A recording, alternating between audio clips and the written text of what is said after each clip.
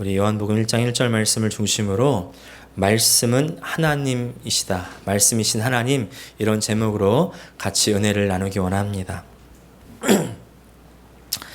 1517년 10월 31일에 마틴 루터는 자신이 머물던 이 비텐베르크 성 교회 그 대문에 95개조 반박문을 논제를 이제 붙입니다.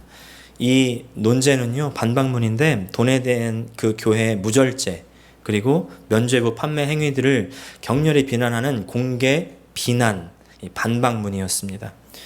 사실 마틴 루터 자신은요, 이 반박문이 일으킬 파장을 알지 못했는데요. 이 반박문이 2주 안에 독일어로 번역돼서 이제 전 독일 전체 그리고 유럽에 뿌려지면서 종교 개혁의 물결이 크게 일어나게 됩니다. 당시 교회 부패상이 얼마나 심각했으면 이렇게 이 한 수도사가, 한 신부가 이제 공개적인 반박문까지 내걸게 되었을까? 보면요, 잠깐 소개하면 이렇습니다. 이 14세기 초에 교황이었던 요한 22세, 이분은 각종 징세 제도를 창안했대요. 그래서 돈을 걷고 또 성직을 매매하고 면죄부를 판매하기 시작했습니다. 면죄부, 말 그대로 돈을 내고 죄를 사해준다는 것이죠. 이분이 얼마나 돈을 밝혔냐면 이분의 별명이 있는데 돈을 만드는 천재랍니다. 교황인데 별명이 돈을 만드는 천재다. 얼마나 참 비극입니까? 또 종교개혁 당시의 교황이었던 알렉산더 6세, 이분은요, 교황이 되기 전부터 몇 사람의 정부를 둬서 벌써 교황 되기 전에 그 밑으로 3남 1녀의 자녀를 뒀대요. 교황이 되고 나서도 7명의 자녀를 더 두었다는 겁니다. 얼마나 참 답답한 노릇입니까? 종교개혁이 1517년에 일어났는데 1447년부터 1517년까지 지냈던 이 교황 중에 절반이 사생아를 두었고, 매년 1500명이나 되는 사생아, 성직자들의 사생아가 태어났다는 거예요. 사람들의 신앙을 이끌고 어떤 면에서는 이 사람들의 신앙을 책임져줘야 되는 이 사람들이 왜 오히려 더 앞다퉈서 죄를 짓고 쾌락을 탐하면서 이렇게 살게 되었을까요? 저는 그 이유를 교회 안에 하나님이 사라졌기 때문이라고 봅니다. 하나님이 보이지가 않는 겁니다. 하나님을 보여주고 나타내줘야 되는 이 사람들이 오히려 더 앞장서서 죄를 짓고, 왜 그랬을까요? 하나님의 자리에 자신들이 올라서서 자신의 마음대로 행했기 때문에, 또 하나님의 말씀을 제대로 가르치지 않았죠. 당시에 성경을 가지고 있는 사람들은 굉장히 극소수에 불과했습니다. 오늘날로 말하면 성경책 한 권이 집 한 채 값이었대요. 집 한 채 값. 일반 시민이 소유할 수도 없었지만 설령 소유했다 손 치더라도 읽을 수가 없었습니다. 왜냐하면 일반 사람들은 라틴어를 몰랐기 때문이에요. 성경은 라틴어로만 기록이 되어 있었습니다. 그래서 라틴어를 배우지 않은 사람들은 읽을 수가 없었고, 라틴어는 누구만 배웠어요? 성직자들만 배웠어요.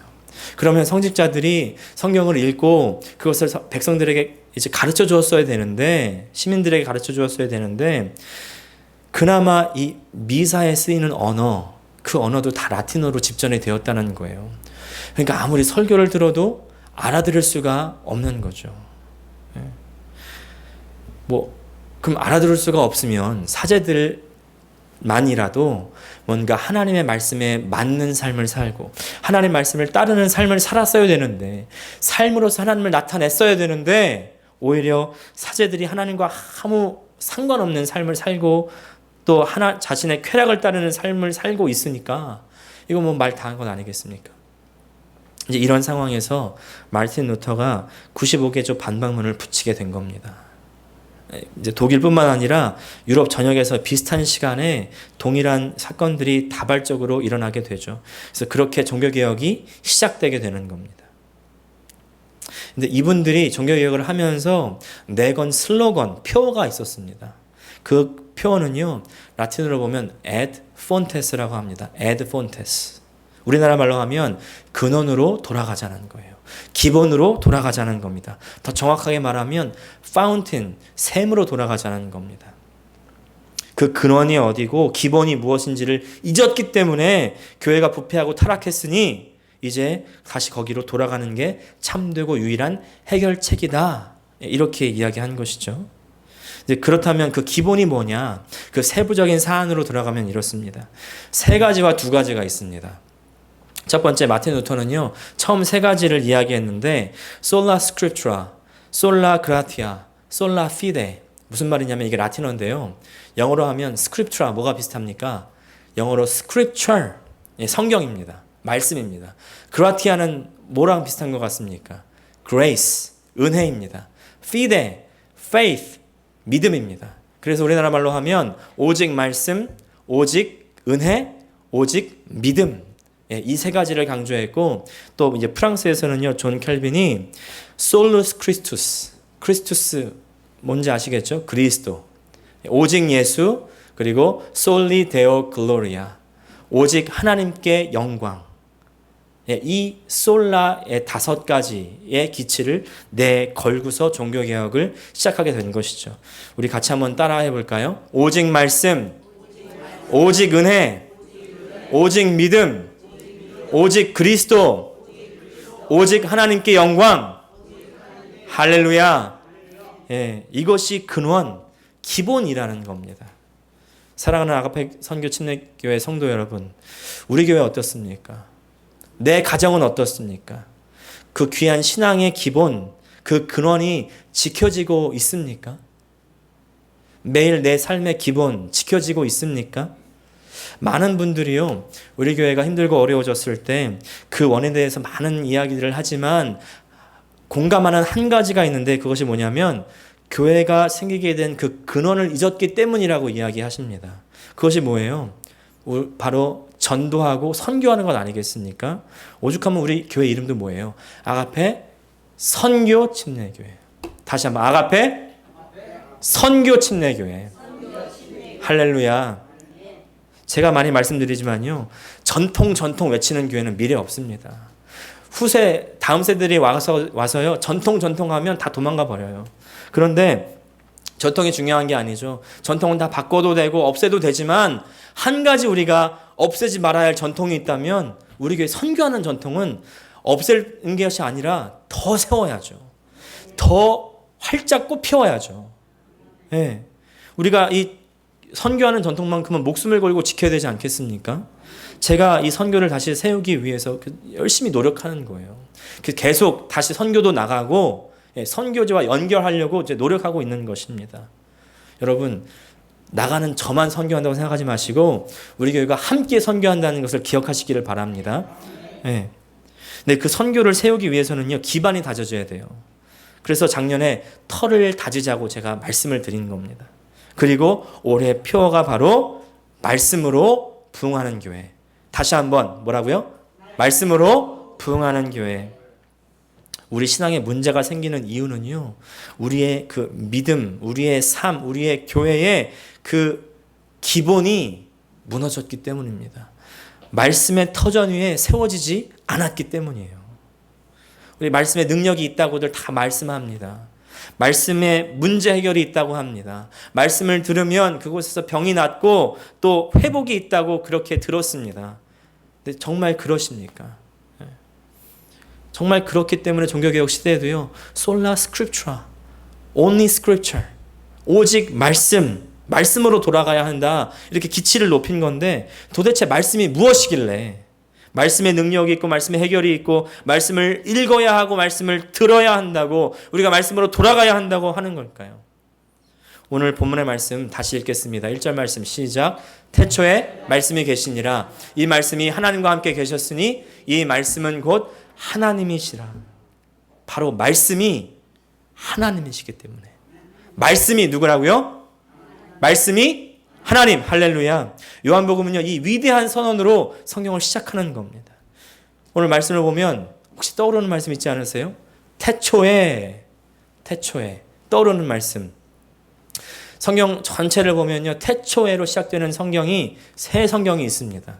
오늘 우리가 읽은 요한복음, 또 요한 1서가 있고요. 말씀하신 대로 창세기가 태초에 이렇게 시작하죠. 창세기 1장 1절 같이 읽을까요? 시작. 태초에 하나님이 천지를 창조하시니라. 성경은 이 위대한 선언으로 이 모든 세계를 시작하는 겁니다. 모든 세계는 다 하나님께서 시작하셨다. 하나님께서 만드신 것이다. 하나님이 그 시작이다. 그리고 나서 3절 보니까 하나님이 이르시되 말씀하기 시작하십니다. 말씀으로 모든 것을 창조하기 시작하세요. 뭐부터? 빛부터. 빛이 있으라 하시니 빛이 있었고, 네. 말씀으로 세상 만물을 창조해 가시는 거예요. 하나님의 말씀을 창조하시기 전에 그 세상은 어떤 세상이었습니까? 2절 보니까 땅이 혼돈하고 공허하며 흑암이 깊음 위에 있었다. 다시 말해서 무질서하고 어둠으로 가득했던 그곳을 하나님께서 하나님의 말씀으로 창조하심으로 말미암아 틀을 세우고 채워가시는 거예요. 예.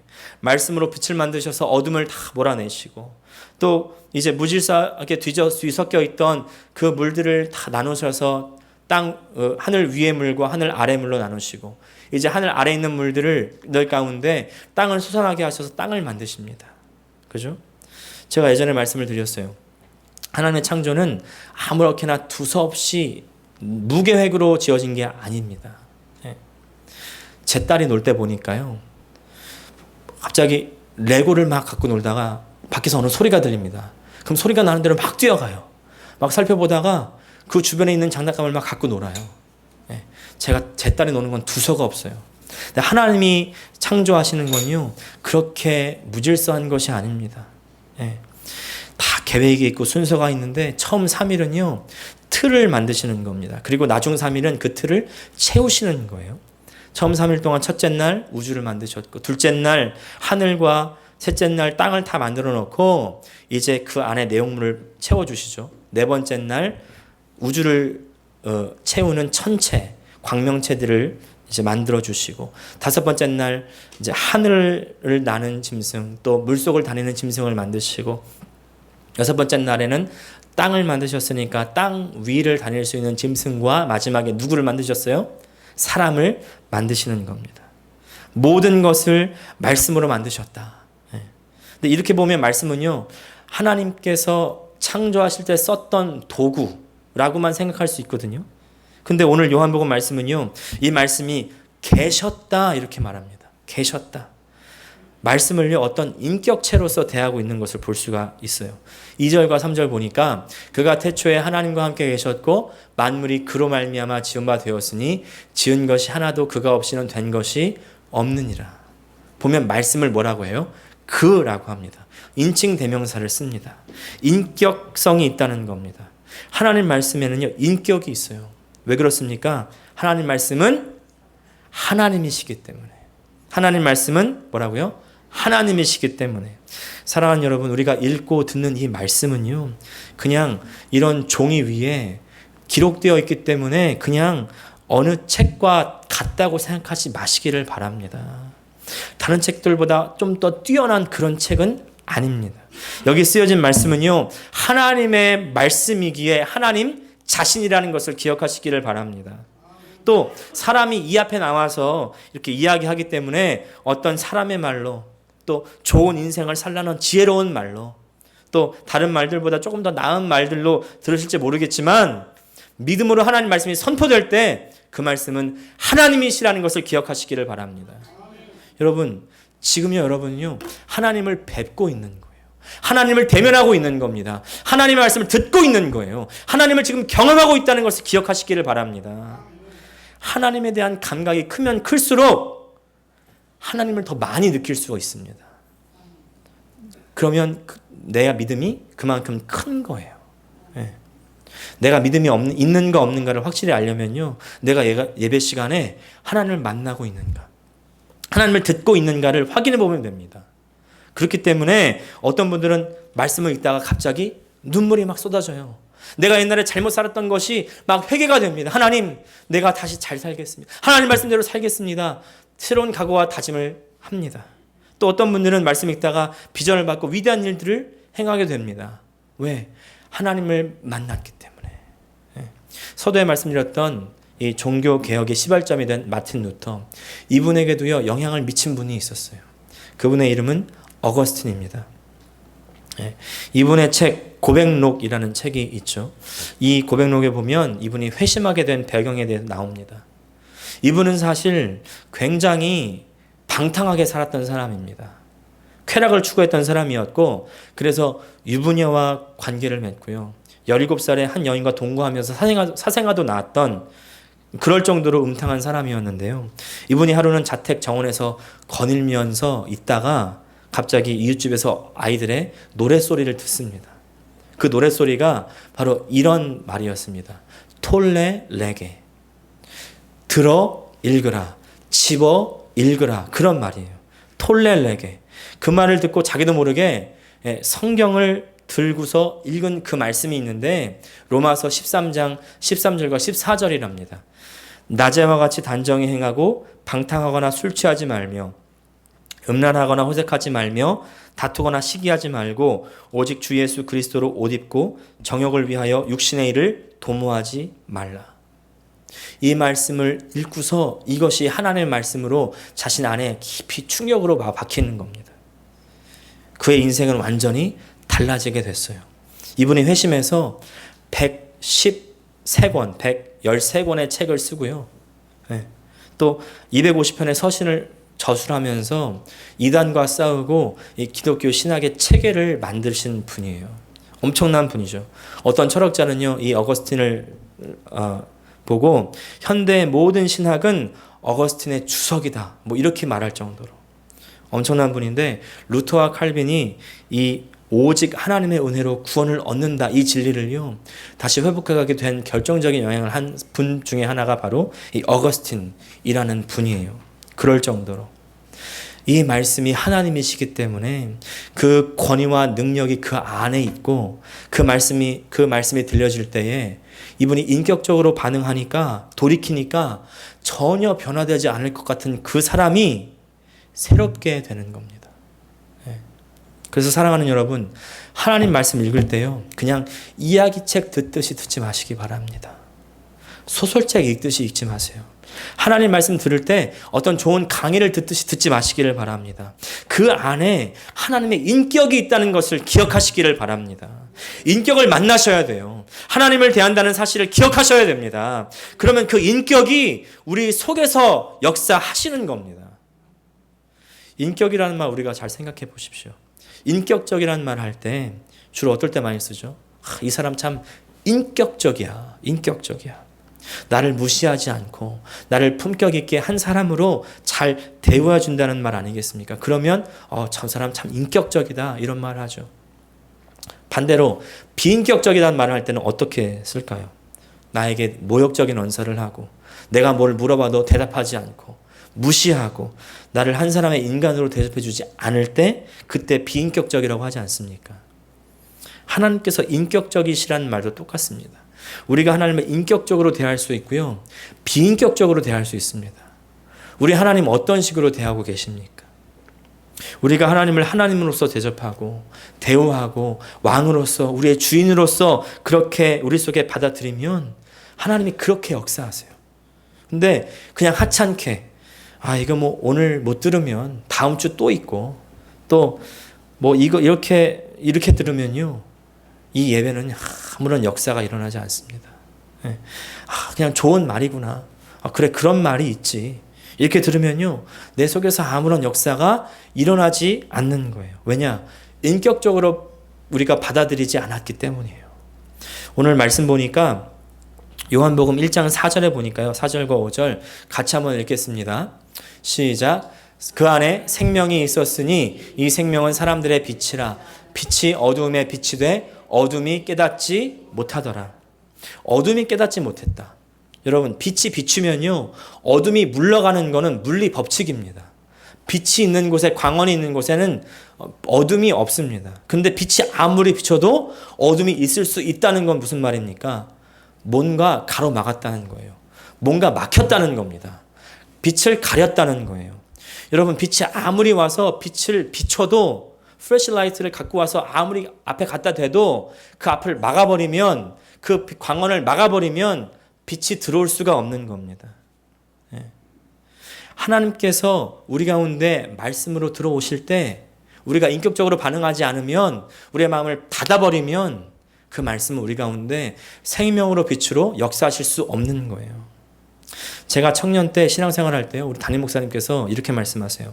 하나님의 말씀에 내 안에 부딪혀서 내 안에 충격이 되어야 된다는 겁니다. 내 안에 충격이 되어야 된다.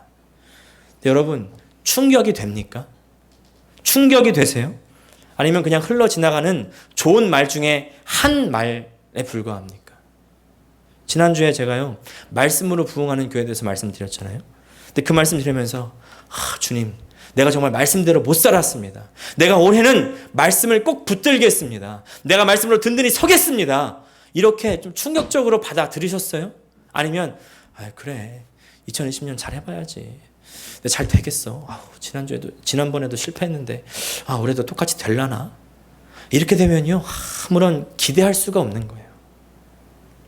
사랑하는 여러분, 이 말씀을 들으실 때 하나님을 대면하듯이 인격적으로 받아들이시길 바랍니다. 그냥 그런 일이 있었지 하고 흘러 지나가면요, 그때 반짝 기분은 좋을지 몰라요.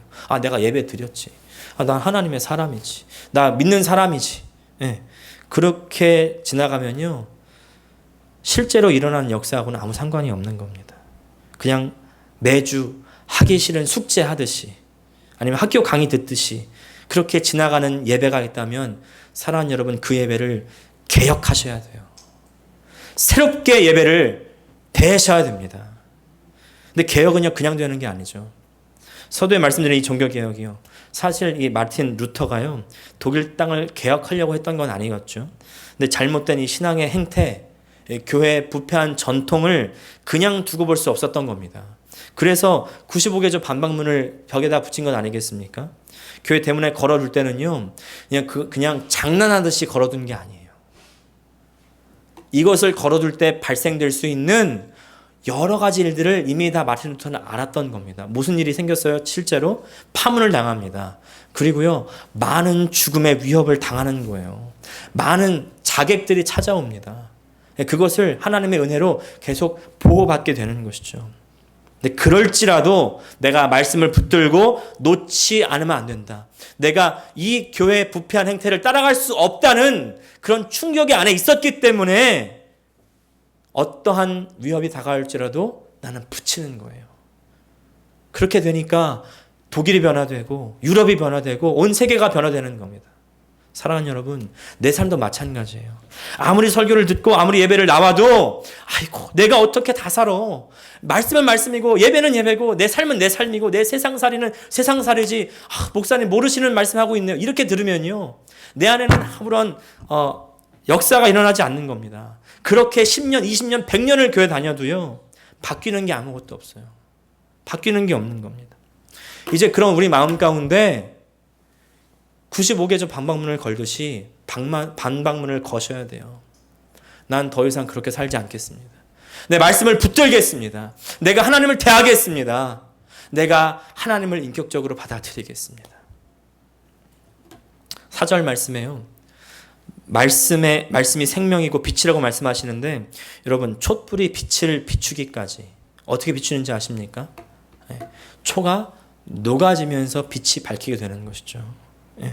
그렇게 비쳤던 것처럼 하나님께서 자기 아들을, 그 독생자의 목숨을 녹이면서까지 그 하나님의 생명, 하나님의 빛을 우리에게 주시려고 했다는 것을 기억하시기를 바랍니다.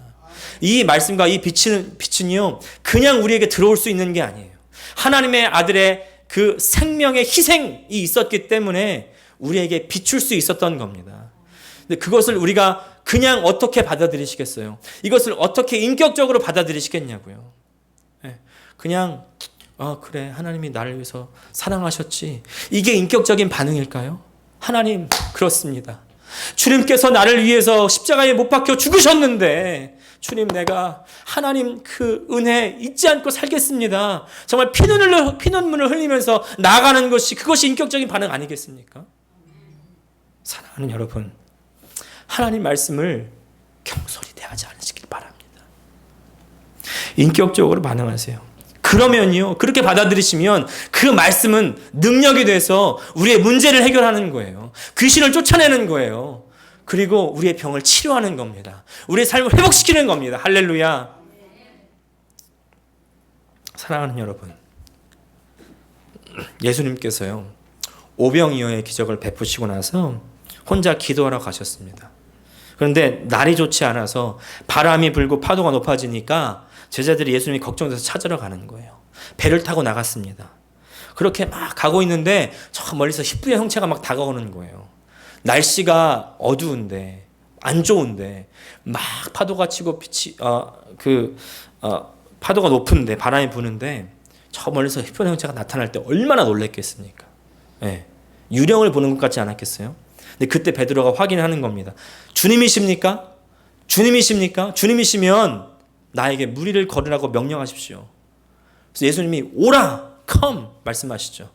그럴 때 그 말씀을 듣고 베드로가요, 그 바다 위를 발로 내딛는 거예요.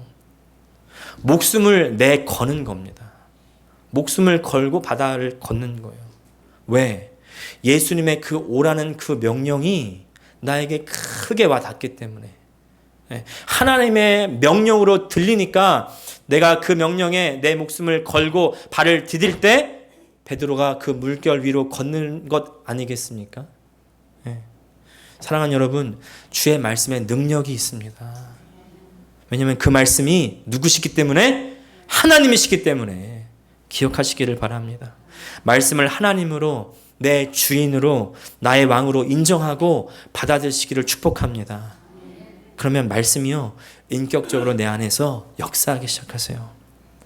그러려면 선행돼야 되는 게 있겠죠. 뭐예요? 아까 어거스틴에게 들렸던 그 단어, 톨레 레게, 들어서 읽어라, 집어서 읽어라. 뭘 읽어야 되겠습니까? 하나님의 말씀을 읽으셔야죠. 근데 제가 아무리 읽으세요 말해도요, 어떤 분은 읽고 어떤 분은 안 읽어요. 그렇다고 성경 공부 시간을 따로 냈더니 성경 공부 시간 다 오는 것도 아니에요.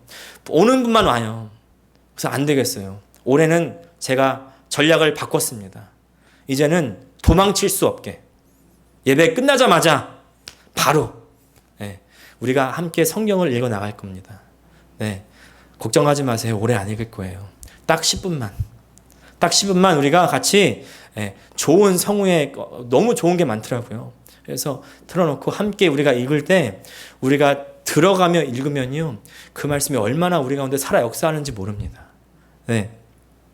그래서 매주 10분씩 이렇게 하나님의 말씀을 읽어 나갈 때 그 말씀이 우리 삶 가운데 역사하시는 그 경험을 해 나가시는 2020년 되시기를 주님의 이름으로 축복합니다. 할렐루야, 할렐루야. 오늘은 아닙니다. 걱정하지 마세요. 다음 주부터, 2월 달부터 같이 읽어 나갈 겁니다. 같이 오늘 이 시간 한번 기도하며 나아가기 원하는데요, 이렇게 기도했으면 좋겠습니다. 하나님 아버지, 내가 하나님의 그 말씀을 어떻게 받아들이고 있었습니까? 하나님 말씀을 그냥 항상 있는 말씀으로 그냥 하찮게 취급하지는 않았습니까?